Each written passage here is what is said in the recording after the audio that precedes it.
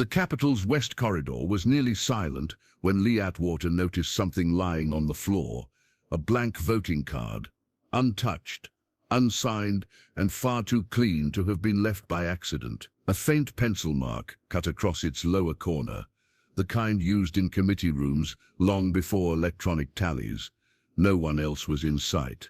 Someone had placed it there for him to find. Lee crouched slightly as he picked up the voting card, turning it between his fingers under the dim corridor lights.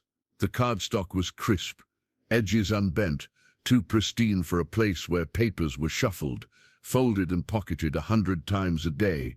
This one hadn't been dropped. It had been placed, carefully, deliberately, and the faint pencil slash in the lower corner wasn't random either. It echoed a marking style he'd seen before, older committee shorthand, the kind that vanished once digital systems took over, but still lingered in the habits of certain staffers. He straightened and scanned the hallway. The west corridor always felt longer at night, stretching into shadows that swallowed sound. The offices on either side were dark, their frosted windows reflecting only his silhouette. No echo of footsteps, no rustle of movement, just the low hum of building ventilation and the faint tick of an aging fluorescent bulb near the far exit. Lee slipped the card into his coat. It wasn't evidence, not yet, but it was an invitation. In Washington, objects like this were never left carelessly. They were signals sent by people who knew silence carried more weight than confrontation. He walked forward, his pace steady, tracing the corridor as if retracing the steps of whoever placed the card there. Halfway down, he stopped again. Another detail, small, easy to miss. A door that wasn't fully latched. The office belonged to a subcommittee clerk's bullpen, long inactive at this hour. Lee pushed it open slowly. The room was dim, lit only by the weak glow of a forgotten desk lamp left on its lowest setting. Papers were stacked neatly, almost unnaturally so, as if someone had tidied in a hurry but wanted the space to appear undisturbed. Yet the chair near the main desk was pulled out just a few inches, far enough to show it had been occupied recently, close enough that the person sitting there hadn't intended to stay long. Lee walked to the desk and ran a finger lightly across its surface. No dust, no fingerprint. Whoever sat here had been mindful. Then he noticed a second voting card, tucked partially under a stack of blank committee forms. This one wasn't pristine. The corner was bent, and a faint smudge of graphite marked its edge. The same marking as the card he'd found in the hallway. Two locations. One intent. Lee lifted the second card and held it alongside the first.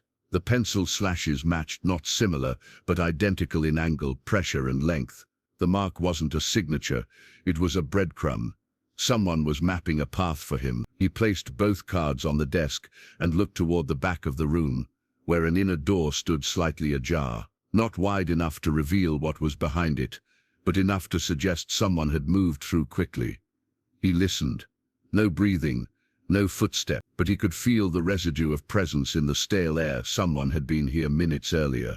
He pushed the inner door open. Inside was a narrow hallway connecting to the older archival wing. The tiles here were different, older, with a faint echo when stepped on. And on the floor, halfway down the passage, lay a third voting card. This one had no pencil slash, but its placement was unmistakable, dead center, perfectly aligned, waiting. Lee stepped toward it, his attention sharpening. 3 cards, 3 signals, a pattern forming. Someone wasn't warning him, someone was guiding him. And Lee Atwater, never one to ignore the architecture of a message, followed the thread into the dimmer stretch of the archival corridor. Lee paused over the third voting card, studying its flawless surface. Unlike the others, this one bore no pencil slash, no smudge, no sign that it had ever been handled in the chaos of an active committee room. It was intentionally clean, an anchor point between the other two. Someone was constructing a sequence, not random tokens. 3 cards, escalating in visibility, each drawing him deeper into the archival wing. He slipped the card into his coat and stepped farther down the narrow hallway. The overhead fixtures buzzed weakly, spaced too far apart, leaving uneven patches of light. The tiles echoed softly beneath his steps, old ceramic that responded to weight with a muted hollowness. Lee recognized the material. This part of the capital hadn't been renovated in decades. Offices here had been reassigned, forgotten, or simply sealed when newer spaces were built. In a building full of public-facing grandeur, this wing represented its neglected spine. A faint draft pushed through the corridor, carrying with it the smell of old paper and something else. Cigarette smoke, faint but unmistakably recent. The same scent he'd encountered in other late-night wanderings through these halls. A brand preferred by a certain type of operator. Someone senior. Someone old enough to remember when these corridors weren't relics, but active arteries of backroom decisions. Lee turned the corner and found another door slightly ajar, its brass placard tarnished with age. The lettering was nearly unreadable, but he caught enough to identify the room archive storage. He pushed the door inward. Inside, rows of metal shelving stretched from wall to wall, stacked with neglected boxes and textured binders. The air was thicker here, denser with the weight of files that no one had touched in years. He stepped inside, letting the door drift but not close behind him. Habit, not hesitation. Leaving a door slightly open gave him the advantage of both vision and exit. On the central work table lay a rectangular object. Another voting card. But this one differed entirely from the others. It wasn't blank. It wasn't clean. A name was typed across the top, faded, almost washed out, but clear enough for Lee to read. It belonged to a committee member tied to a contentious procedural moment from the past. Someone whose record had quietly slipped from common knowledge.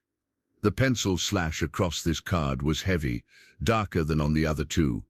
Someone had pressed hard, too hard to be casual. Lee lifted it, feeling the slight indentation from that force. A mark of emphasis, a mark of intent. He placed the card down again and scanned the shelves. A thin trail of disturbed dust, subtle but evident to someone with his trained eye, moved across the lower racks. It led toward a corner of the room where a small filing cabinet stood crooked, as if recently opened and closed with uneven pressure. He approached it. The cabinet's top drawer was locked. The bottom drawer was stuck. But the middle drawer opened with a sharp metallic click. Inside were rows of folders labeled by year, but several had been pulled forward slightly, the capital's analog version of a breadcrumb. Lee flipped through them methodically. Most were mundane procedural summaries, meeting roll sheets and draft agendas. But then he found one that broke the pattern, a thin folder stamped with a date, matching the voting card's era. Inside, only a single page remained, a partial transcript bearing the same pencil slash as the cards. The slash aligned perfectly, not approximate, identical. This wasn't coincidence, it was authorship. Lee folded the transcript and slid it into his coat. Whoever was guiding tonight's path wanted him to see this page specifically and wanted him to know they still remembered how to send messages in the old language of Washington through small anomalies, deliberate placements, and patience. He turned back toward the door. The overhead lights flickered once. Footsteps, faint and steady, echoed from the hallway outside. Someone had decided it was time for him to move to the next part of the night. Lee moved toward the doorway, stopping just short of the threshold as the footsteps outside faded into silence. They weren't hurried. They didn't retreat.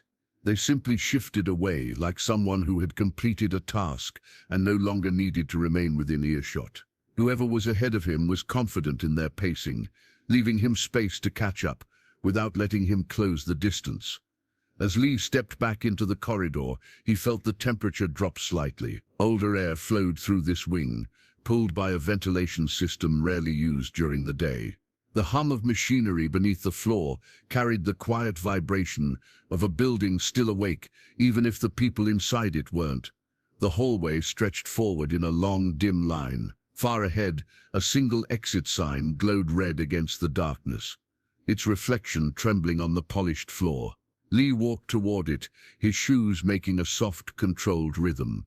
The third voting card in his pocket felt heavier now, not physically, but in meaning. Someone had reconstructed a forgotten moment piece by piece and placed it directly in his path. He reached an intersection and stopped. On the wall, half hidden by shadow, hung an old bulletin board encased in glass. Most of the notices inside were yellowed, some curling at the corners, but one sheet near the top stood out. It was crisp, newer than the rest. Lee approached it. The notice was a decades-old memo, a closed session announcement from the same legislative period as the voting cards. But someone had underlined a single sentence in faint pencil: "Session adjourned pending resolution of procedural irregularities." The same handwriting style, the same pressure, the same person. Lee traced the underline with his eyes, then tapped lightly on the glass. The echo that returned was dull. The board hadn't been moved in years. Whoever placed the underlined memo inside had access to the interior, not the exterior. That narrowed the field to a very small subset of capital staff. He turned away from the board and followed a faint trail of scuffed tile marks, left by someone who dragged the side of a shoe while walking. The trail led to a door marked archival transcripts, restricted. The lock plate was scratched around the keyhole, but not from a break-in. It was the wear pattern of someone who still used a physical key regularly. Lee tried the door. It opened. Inside, the room was narrow and tall, filled with rolling shelves that reached nearly to the ceiling. The overhead lights flickered, then steadied with a low hum. Thousands of sheets of paper surrounded him, voices of the past, sealed into thin envelopes and stamped folders. On a small table near the back lay another object. Not a voting card this time. A pen, an old government-issue ballpoint, capped, lying precisely parallel to the table's edge. It was clean, recently placed, and beneath it lay a folded slip of paper. Lee opened it carefully. 3 numbers were written on the page: 1247. File coordinates. Someone wanted him to look up a specific transcript. Lee slid the paper into his coat and turned toward the shelves. He found the section labeled 12 immediately, then followed the vertical numbering to 4. The 7th folder along that row was thinner than the rest, with a label that had been replaced twice, older stickers peeling beneath the newer ones. He pulled it out. Inside were only 2 pages. The first was a partial agenda from a session that had been abruptly shortened. The second page was more telling, a transcript fragment bearing the same pencil slash across the bottom corner. The handwriting style matched the slashes on all the voting cards. A single line of dialogue had been underlined: "Deferred until all members are present." But none of the members listed were alive anymore.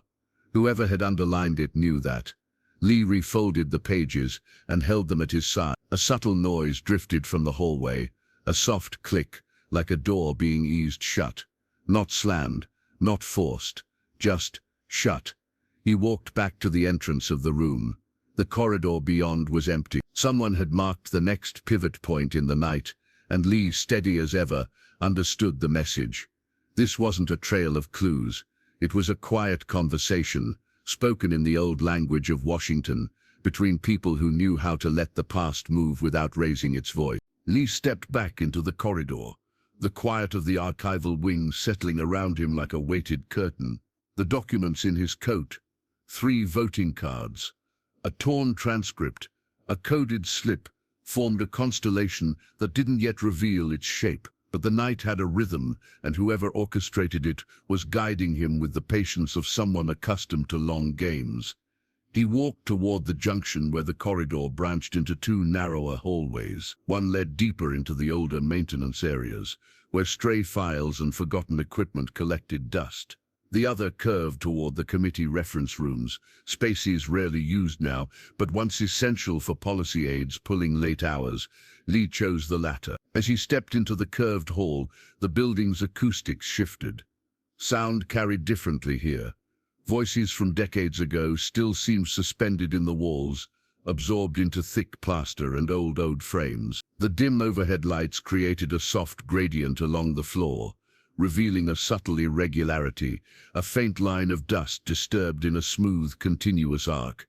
Someone had walked this corridor before him, dragging fingertips lightly along the wall. Lee followed the arc until it ended near a small office, labeled Reference Materials, Session Binders. The door was closed but not locked. He turned the knob slowly and entered. Inside, the air was still and cool. Tall bookcases lined the walls, filled with thick binders labeled by year and committee. At the center of the room stood a long table, empty except for one object placed neatly at its center, a binder from the same year as the voting card. Its position was deliberate, aligned perfectly with the table's edge. Lee approached it, resting one hand lightly on its worn cover. The spine showed signs of repeated use, but the outer surface had a thin layer of dust, except for a rectangular patch where a hand had recently lifted it. He opened the binder. Most pages contained routine summaries, attendance logs, draft agendas, procedural notes, but near the middle someone had inserted a single loose sheet, out of place among the pre-printed form. It was a typed memo, brief and unsigned. Review of closed session deferred. Documentation incomplete. Await further guidance. Lee studied the memo. The phrasing was bureaucratic, but the absence of a signature block was what stood out. No initials, no department, no date besides the faded year. It was the kind of placeholder that should have been replaced long before anything reached the binder. A small pencil slash at the bottom corner matched the marks on the voting cards. He closed the binder and stepped away, scanning the room again. On the far wall, a narrow window overlooked a service courtyard. One of the floor-level vents outside emitted a faint plume of warm air, flickering like a candle in the darkness. Someone had passed through recently enough to disturb the dust on the windowsill. Lee approached the window and examined the sill more closely. A tiny particle pattern revealed another clue, the impression of a circular object, perhaps a coffee cup or small recorder, placed there moments earlier.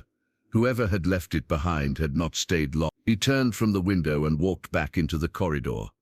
The air felt subtly different now, not colder, but anticipatory, like the night was shifting toward its next movement. Far down the hall he saw something new, a soft glow at floor level, just outside another office door left slightly open. A sliver of warm light spilled into the corridor, cutting a clean line across the tiles. Lee approached calmly. As he neared the doorway, he noticed a fourth voting card resting at its threshold. Perfectly centered, square to the doorframe, untouched by dust. This one bore no slash, no stain, no mark. But it wasn't blank. Typed across its top was a single word, absent. Lee looked at the card for a long moment. Not with surprise, with understanding. The night was starting to speak more clearly. He slipped the card into his coat, placed his hand on the doorknob, and pushed it open, ready for whatever waited inside. The door opened into a room larger than Lee expected, an elongated reference office with 2 rows of desks, each pushed neatly against the walls. The overhead lights were dimmed to their lowest setting, leaving only a soft amber pool of illumination near the center, cast by a single desk lamp someone had intentionally left on. The room felt suspended in time, untouched for years but recently disturbed by a visitor moving with deliberate restraint. Lee stepped inside quietly, letting the door swing until it kissed the frame without closing. The fourth voting card, absent, pressed lightly against the lining of his coat. Its meaning lingered in his thoughts, not accusatory but suggestive, like a comment whispered in a hallway decades too late. At the center of the room, the lamp's glow illuminated a document lying open across the desk. Not a binder, not a file, a single sheet, typed, centered perfectly, its page edges aligned with precise corners. It wasn't abandoned, it was staged. Lee approached it, his steps slow, the carpet absorbing most of the sound. He leaned over the document, reading the heading, Committee Notation Session Outcome Review, but beneath the heading, only one line was typed. Attendance, adjusted. No roll call, no date, no signature. Lee lifted the page by its top corner, examining the reverse side. Blank. He set it down carefully, then noticed something else. A thin graphite streak along the desk's surface, as if someone had drawn the pencil slash here before transferring it to the cards. He looked toward the left wall. A chalkboard, long unused, hung mounted beside the windows. Its surface was nearly clean, except for a faint residue of erased writing. Under the low light, Lee could make out the ghost of something once written there, a partial list of names and tally marks smudged into obscurity. But one tally stood alone, heavier than the rest. Someone had erased the board intentionally but left a trace behind. He crossed the room and stood before the chalkboard, studying the faint outline. The shadows along the wall shifted slightly, and Lee sensed the subtle air movement of a vent adjusting far above him. No voices, no footsteps, just the mute breathing of the building. As he turned back to the desks, he noticed a new detail, something he hadn't seen upon entering. One of the desk drawers, halfway down the row, wasn't fully closed. It remained slightly open, just enough to create a thin line of darkness across the wooden frame. Lee walked to it. The drawer slid open with a soft glide, revealing only one object inside, a small leather-bound address book, its corners worn from use. Not a government-issued item, personal. Whoever left it wanted it to be found. He lifted the book and flipped it open. Most pages were blank, but on the third page, a name appeared typed, not handwritten. The same committee member whose faded voting card he'd found earlier. And beside the name, penciled softly, was the same diagonal slash. Lee exhaled through his nose, quiet and controlled. This wasn't about blame. It wasn't about scandal. It was about correction. People attempting in their own quiet way to reconcile the past. He closed the address book and slipped it into his coat alongside the cards and transcript fragments. The combined weight felt symbolic, like a reconstruction of something long dismantled. As he prepared to leave, a faint clatter echoed in the hallway. Not loud, just a soft metallic tap, like a key or ring brushing against a railing. The sound was intentional, placed just firmly enough to be heard. Lee stepped back toward the door, listening. Nothing followed. No repeat tap, no retreating footstep. He opened the door and looked into the corridor. A shadow curved around the far corner of the hall, slow, steady, unhurried. A presence that wasn't hiding, only maintaining distance. Lee didn't move toward it. Instead, he closed the office door behind him, letting the latch catch quietly. The shadow paused for a moment, as if acknowledging his exit, then slipped out of view into the deeper passageway. Lee adjusted his coat and began walking, calm, purposeful. The night wasn't giving him answers. It was giving him order, piece by piece, and he understood. Someone else knew he was the only person who would read these signals correctly. Lee followed the direction of the fading shadow into the deeper passageway, where the walls narrowed and the carpeting gave way to older tile. The air felt heavier here, saturated with the stillness of rooms that had not been opened in years. The faint hum of the building softened until it was barely perceptible, replaced by the low resonance of pipes and old ductwork, sounds that revealed the Capitol's age more clearly than daylight ever could. He continued forward, his stride deliberate. Whoever was guiding the night hadn't rushed a single step. The pacing was measured, steady, almost respectful, like someone setting out a trail for a peer rather than a target. That alone told Lee something important. This wasn't the work of a junior staffer playing at secrecy. This was someone who understood the Capitol's memory as well as he did. At the end of the passageway, he found a narrow service hall branching off to the right. A door stood open there, revealing a dimly lit space crowded with metal cabinets and stacked archival crates. The overhead light flickered twice before settling into a weak glow. Lee stepped inside. The temperature dropped a few degrees. On a small table just inside the entrance lay a cardboard box, half open, containing abandoned stationery and loose envelopes. But one item stood apart from the clutter, a small metal index tab with a number etched into it, 47B, the same number sequence from the coded slip he had found earlier. Lee picked up the tab, weighing it lightly in his hand. It belonged to one of the older shelving units in the room. He looked around, scanning the rows until he found the corresponding section. The 47B shelf was low, near the floor, with only a few binders still remaining. The others had been removed long ago, or scattered into neighboring shelves without care. But one binder sat perfectly centered, too centered to be coincidence. Lee pulled it out. It was thinner than the others, its spine worn, the label replaced multiple times. He opened it carefully. Most of the pages were missing. Only a handful remained, tucked tightly against the back cover. And those pages weren't committee summaries or meeting minutes. They were notes, personal, fragmented, typed hurriedly and cut mid-sentence, as if someone had stopped in the middle of documenting a thought. He read the last surviving line. Attendance discrepancy unresolved. Procedural tally incomplete.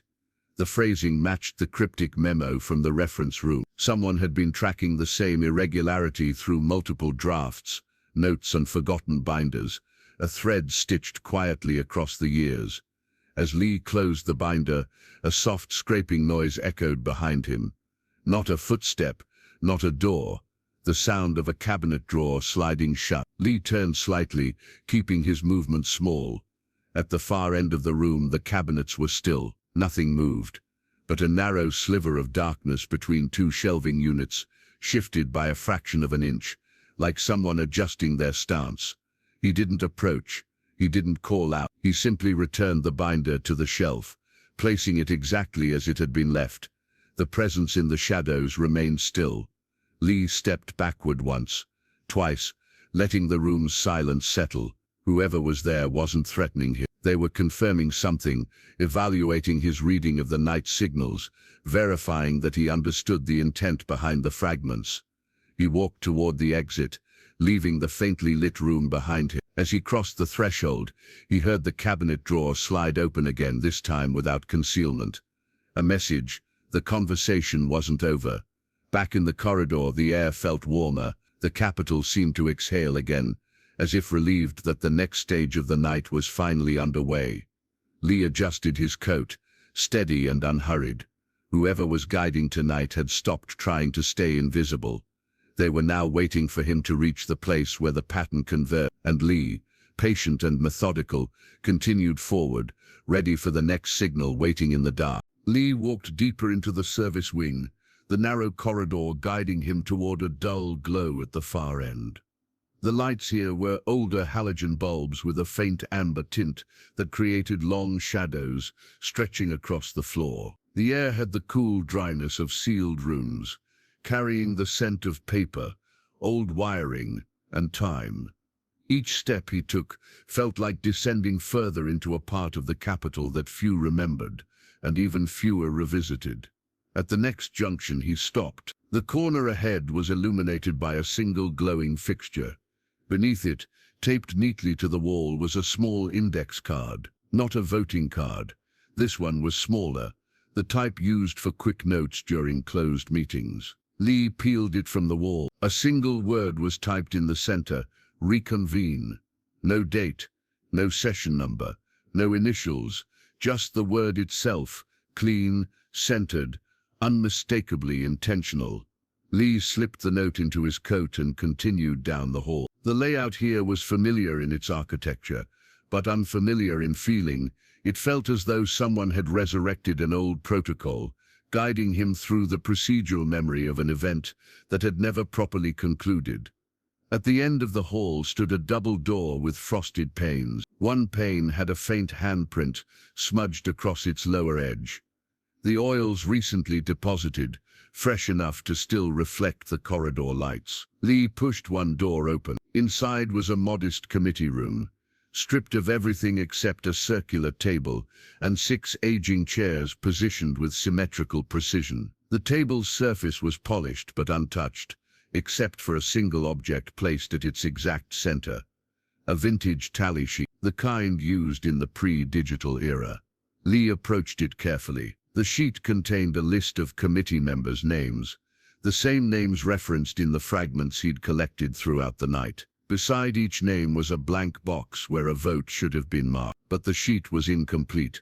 Only the heading and names were printed. No votes, no tallies, no finalization, and there at the bottom corner of the page was the now familiar pencil slash. He lifted the tally sheet, holding it up to the dim light. The page had been torn from a larger pad, the edges rough. This wasn't a copy, it was an original, and someone had preserved it all these years, waiting for the right moment to bring it back into view. As he placed the sheet back onto the table, a sound drifted from beyond the adjoining doorway, a soft metallic rattle followed by the creak of old hinges. Lee moved toward the sound, calm and deliberate.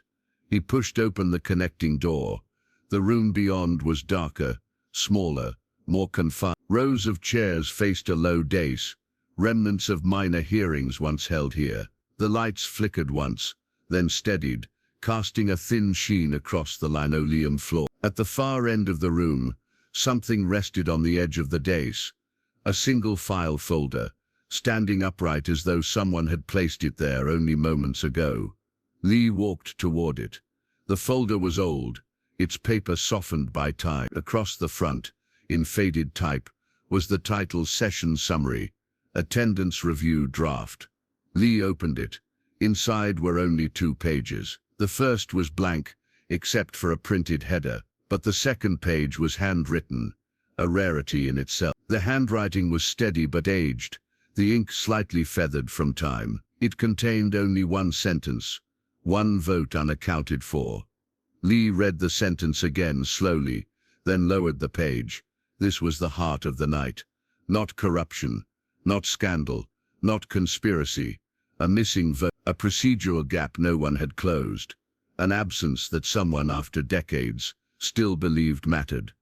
As he set the file down, he felt the shift of air behind him, a presence entering the room. He turned just enough to see the shape of a figure standing in the doorway, not concealed, not approaching, simply waiting.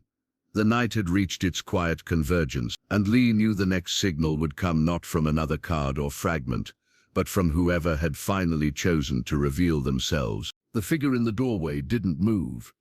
He stood in the threshold with the stillness of someone who understood timing, someone who knew that arriving too early or too late would shift the meaning of the moment. The dim committee room lights carved his silhouette into clean angles, revealing only the outline of a coat and the faint glint of wire-framed glasses.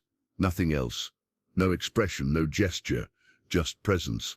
Lee didn't speak. He simply lowered the draft folder onto the dais and turned his body toward the man waiting. The Capitol after midnight had its own protocols, and silence was often the first step of any honest exchange. Honest not in truth, but in recognition. The man finally stepped forward, slow and unhurried. As he approached, Lee noted the details that emerged from the shafts of weak light. An aging staffer's posture, the slight stoop of someone who had spent decades leaning over desks, the conservative cut of a suit that hadn't followed modern tailoring, someone who belonged to the same era as the voting cards he'd found. When the man spoke, his voice was quiet, steady, carrying the tone of someone who had rehearsed the words long before ever saying them aloud. "You were always going to find it," he said. Lee didn't respond, not yet. He watched the man carefully, reading the subtle tremor beneath his composure, the way his fingers curled slightly at his sides, as if bracing for a weight he'd carried too long. The man nodded once, acknowledging Lee's silence. No one else would have understood the pattern, he added. Everyone else forgot, or wanted to. He moved toward the circular table and rested one hand lightly on the tally sheet. His fingertips hovered over the blank boxes beside each member's name. "It was never finalized," he said. "The record shows a completed, but the room." He exhaled softly. "The room never reached quorum." Lee stepped closer, stopping across the table from him. "Why bring it back now?" The man didn't answer immediately. Instead, he lifted the tally sheet and held it under the lamp. "Because the error survived," he said. "Buried under summaries and redrafted memos, but it survived. And I thought someone should know it wasn't negligence. It was absence." The word hung in the air, echoing the voting card in Lee's pocket. The staffer continued, his voice thinning as if speaking from memory rather than intention. "I tried to correct it, years ago, but by the time I realized the discrepancy, the session had already become a footnote. And then, people left, retired, passed on. The paper trail broke, and the decision that night was folded into the next bill without review." He set the tally sheet down gently. "No one was supposed to carry this into the future," he said. "But I did, because I was the one who noticed." Lee watched him closely. The man's confession wasn't dramatic. It wasn't incriminating. It was weary, an administrative truth, left unresolved until someone somewhere felt compelled to make it visible again. "So you left the cards," Lee said. "I left markers," the man corrected softly. "Pieces. The Capitol forgets things. but it remembers shapes. I needed someone who could follow them, and you chose me. I chose the only person who still reads this building the old way. The quiet settled between them, low and steady. The staffer stepped back from the table slightly. There's no scandal here, no secret vote, no missing funding, just an incomplete page in a long ledger. But I didn't want it to vanish with me. He reached into his coat and withdrew one final object. A folded sheet, sealed in an aging plastic sleeve. He placed it on the table in front of Lee. The original attendance log, he said. The one that never made it into the archives. Lee picked it up, weighing it in his hand. The sleeve was cold. Inside, the ink had faded, but the gaps were visible. Spaces where initials should have been, left blank forever. The man exhaled slowly. That's all. That's the entire story. Lee studied the log, then looked up. The doorway behind the man remained open, the corridor beyond dim but no longer empty. The night had reached its quiet truth. Not dramatic, not explosive, but human. A missing vote, a forgotten record. A man who didn't want the past to disappear with him. Lee stood in the stillness of the room, the attendance log resting lightly in his hand. The quiet felt different now, less like an echo of old decisions, more like the release of something that had waited too long to be acknowledged. He slipped the log into his coat and looked toward the aging staffer, who now seemed mellow, as though setting the truth down had taken part of his weight with it. No dramatic revelation, no hidden agenda, just a missing vote, a broken record, and a man who didn't want that silence to follow him into the years ahead. Lee walked back into the hallway, letting the door fall closed behind him. The corridor stretched ahead in dim, familiar lines, carrying the low hum of the building, settling into its deepest hours. He moved steadily toward the west exit, his steps slow but certain, each one folding the night behind him. At the final turn, he paused beside a window overlooking the Capitol grounds. The lights outside flickered softly across the lawn, indifferent to the quiet stories held inside its walls. Some matters didn't return to fix the past. They returned simply to be seen once before fading again. Lee adjusted his coat, exhaled into the still air, and continued down the corridor alone.